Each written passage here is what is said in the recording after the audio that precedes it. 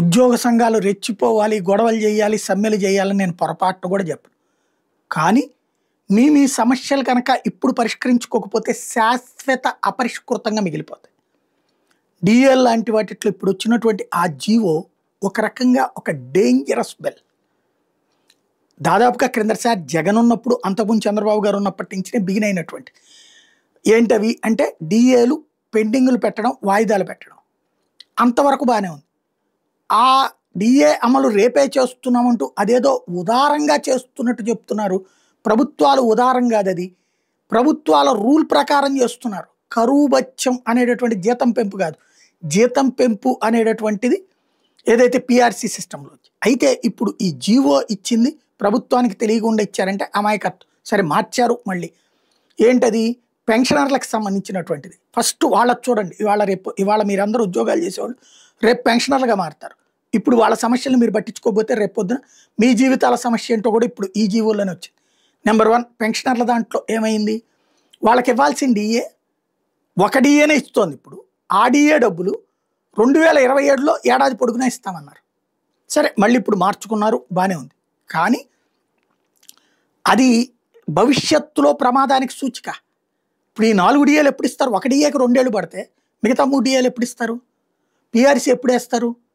ఈలోపు ఐఆర్ వచ్చిందా? ఇవేమి లేకపోతే ఏంటి అసలు? ఉద్యోగ సంఘాల నేతలు ఎందుకు నోరు మీద పట్టలేదు? ఇది రాగానే హర్షం, అదే సందర్భంలో సమస్య రాగానే పరుగులు పెట్టడం ఎందుకు జరుగుతుంది?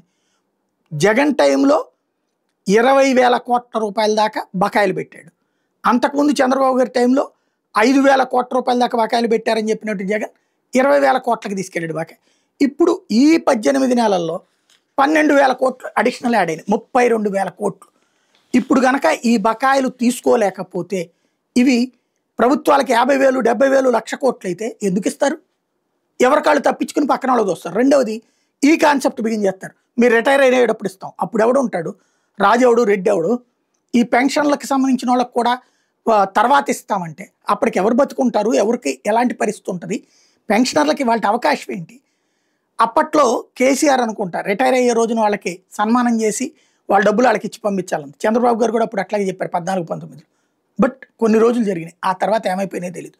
రిటైర్మెంట్ అయ్యే ముందు ఒక నెల రోజుల ముందే ఫైల్ క్లియర్ చేసి రిటైర్మెంట్ రోజున వాళ్ళ లంసమ్ అమౌంట్ వాళ్ళ అకౌంట్లో వేసి పెన్షన్ ఎంత వస్తుంది నెలకి వాళ్ళ చేతికి కాగితం ఇచ్చేటటువంటి సిస్టమ్ని ఇప్పుడు కనుక తెచ్చుకోకపోతే, ఇప్పుడు కనుక గట్టిగా సాధించకపోతే ఇక భవిష్యత్తులో మీరు పోరాడి ఉపయోగమే ఉంటుంది.